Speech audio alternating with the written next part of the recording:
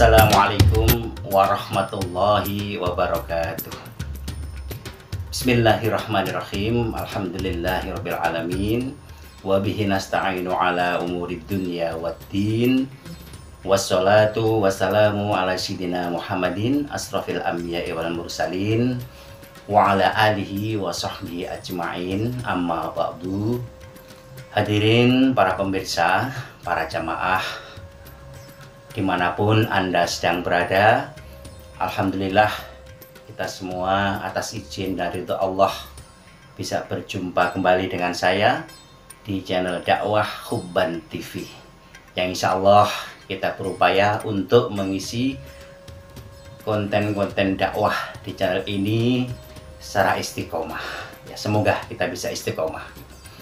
Dan pada kesempatan yang berbahagia ini saya ingin berbagi sebuah ilmu, sebuah nasihat, mau'izah hasanah yang sangat baik yang bersumber dari Rasulullah SAW yang berkaitan dengan bulan suci Ramadan.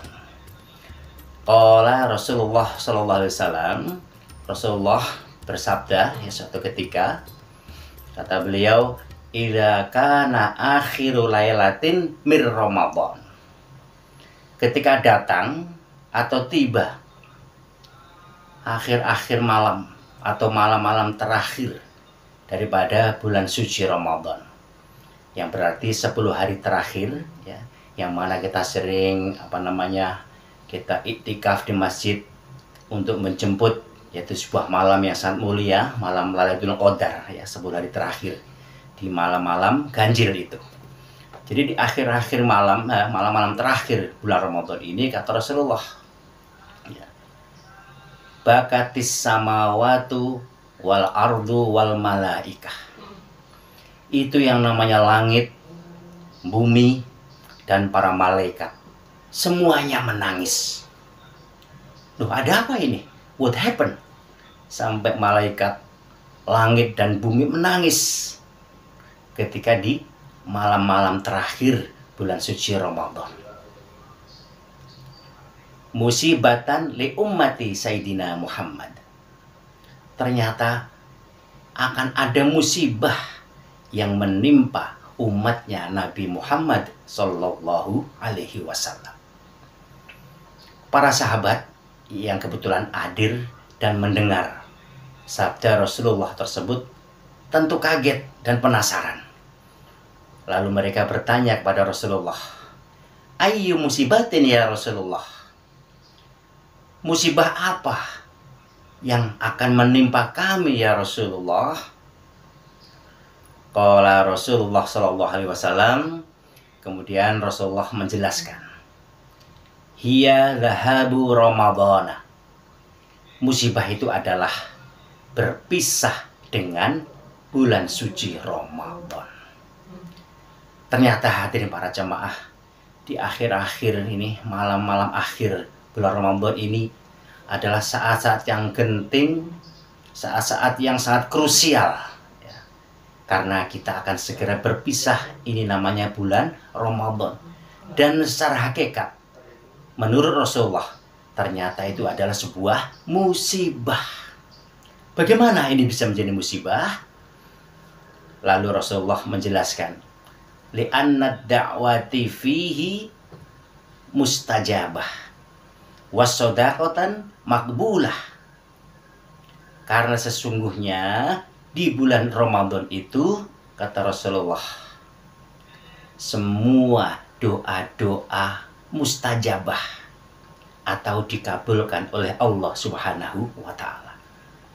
Wasodaqatan makbulah, dan amal-amal sedekah diterima oleh Allah Subhanahu wa ta'ala. Masya Allah, hadirin para jamaah, dua hal. Yang pertama, doa-doa dikabulkan oleh Allah. Yang kedua, sedekah diterima oleh Allah Subhanahu wa ta'ala. Ini adalah dua hal yang sangat-sangat utama, sangat penting, dan merupakan karunia yang sangat besar dari Allah Subhanahu wa ta'ala. Mengapa ini sebuah karunia yang sangat besar? Di sabda lain Rasulullah pernah mengajarkan bahwa kita harus banyak berlindung kepada Allah dari 4 keburukan. 2 di antaranya itu apa? Waddu'a'u la yusma, doa yang tidak didengar, dan amal yang tidak diterima, mardudah, atau amal yang sia-sia. Itu adalah 2 keburukan yang mana kita harus banyak berlindung kepada Allah Subhanahu wa Ta'ala.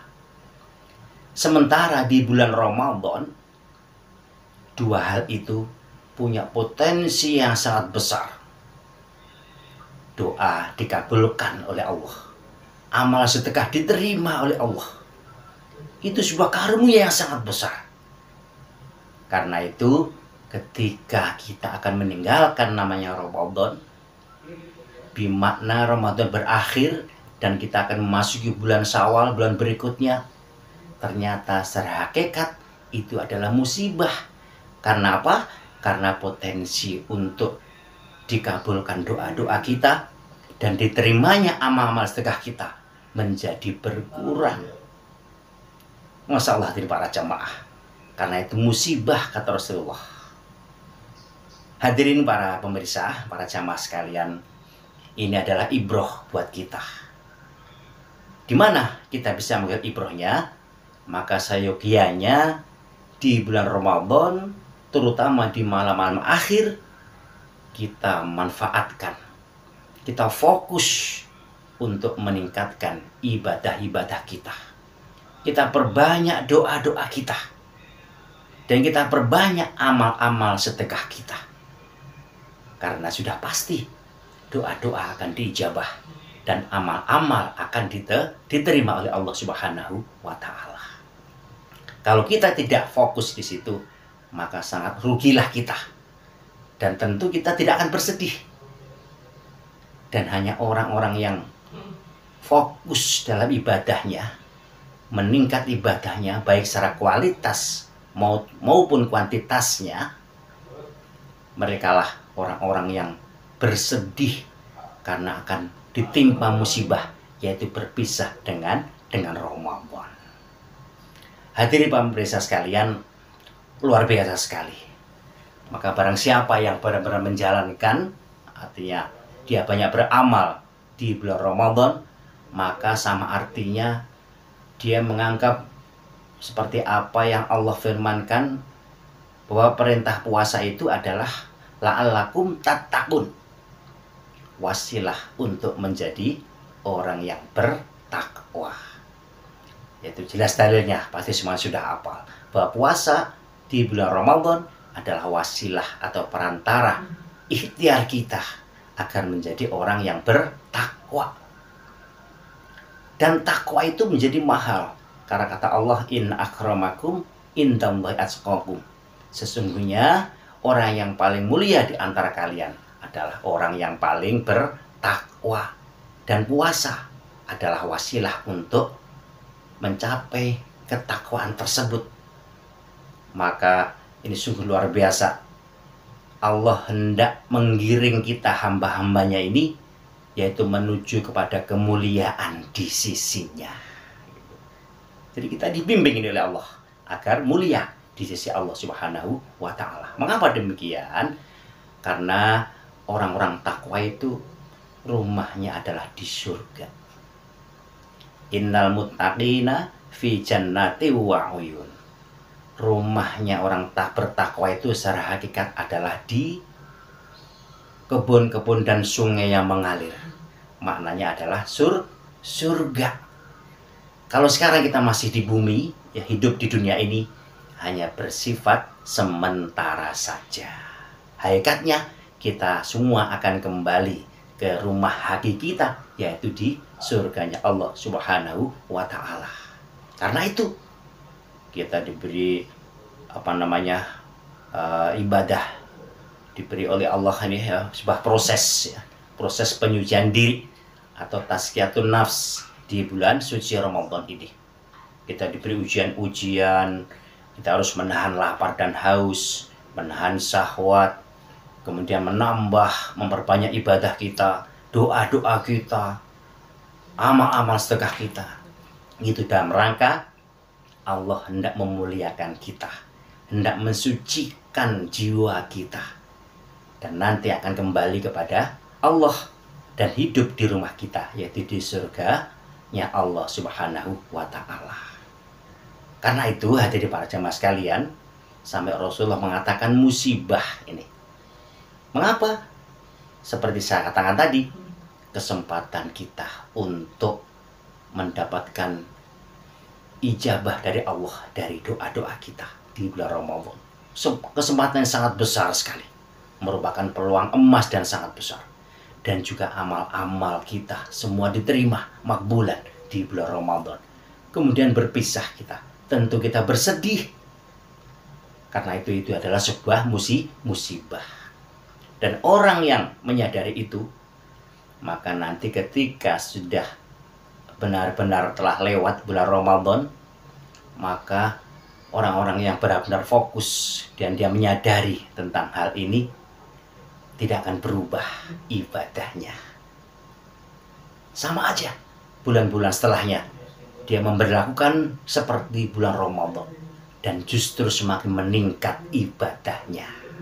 Itu nanti bisa kita lihat indikasi atau ciri-ciri orang yang berpuasanya betul-betul menyadari bahwa ini adalah musibah karena kita akan berpisah dengan Ramadan.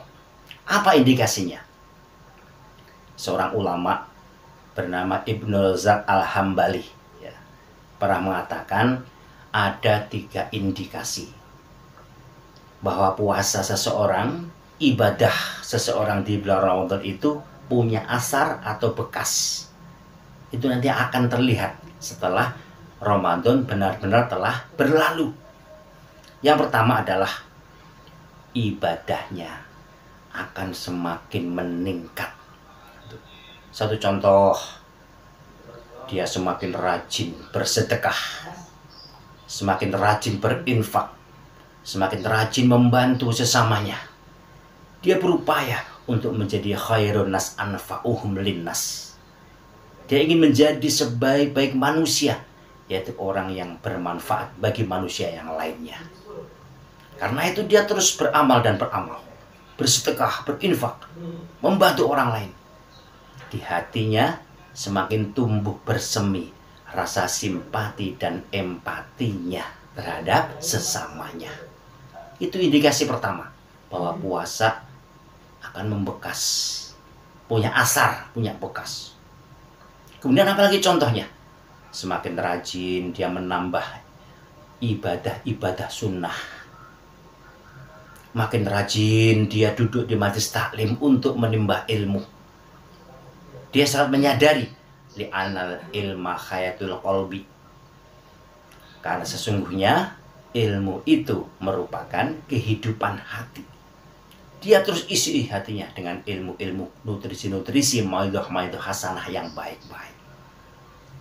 Itu salah satu tanda indikasi puasa seseorang punya asar atau bekas. Lalu yang kedua, apa cirinya? Ini dan ini menarik hati para jamaah. Setelah dia beramal soleh, berbuat baik, misalnya dia sedekah, membantu sesamanya, tiba-tiba muncul rasa gundah, rasa sedih di dalam hatinya. Loh, mengapa? Bukannya semakin tenang setelah dia beramal. Mengapa kok malah menjadi bersedih? Ternyata dia bersedih karena khawatir, karena takut amal yang dia lakukan tidak diterima oleh Allah Subhanahu wa Ta'ala atau mardudah. Dia khawatir, jangan-jangan kemarin saya sedekah tidak diridhoi oleh Allah. Karena dia khawatir, dia takut amalnya yang pertama tidak diridhoi Allah, tidak diterima oleh Allah, maka dia beramal lagi. Setelah beramal lagi, takut lagi, beramal lagi, takut lagi, beramal lagi, dan beramal lagi. Maka dari hari ke hari, dari waktu ke waktu, amal-amal solehnya terus bertambah dan bertambah. Dan rasa takut tadi itu, dia sedih karena takut tadi itu, justru menjadi bukti atau menjadi ciri bahwa itu merupakan indikasi keikhlasan dia dalam beramal. Yang ketiga, hadirin para jamaah sekalian, apa bekasnya? Setelah dia beramal, itu tidak pernah dia lupa untuk menyertakan doa di dalamnya. Apa doanya? Dia berdoa agar apa yang dia lakukan, amal kebaikan yang dia lakukan, diterima oleh Allah Subhanahu wa Ta'ala, dan tidak menjadi amal yang sia-sia atau amal yang tertolak. Nah, itu 3 ciri itu yang pantas buat kita, sangat luar biasa buat kita untuk ibroh, untuk pelajaran. Ini tanda-tandanya seperti itu. Karena itu kita manfaatkan di momen-momen terakhir ya, momen-momen malam-malam terakhir di bulan Ramadan untuk beramal dan beramal soleh. Kita jadikan ini sebagai malam-malam yang sangat berguna buat kita semuanya, sehingga semua diterima oleh Allah, doa-doa kita mustajab, amal-amal kita diterima, dan kita masuk kategori orang yang bersedih karena akan berpisah dengan bulan Ramadan. Maka dampaknya nanti setelah Ramadan kita tetap beribadah seperti di bulan Ramadan.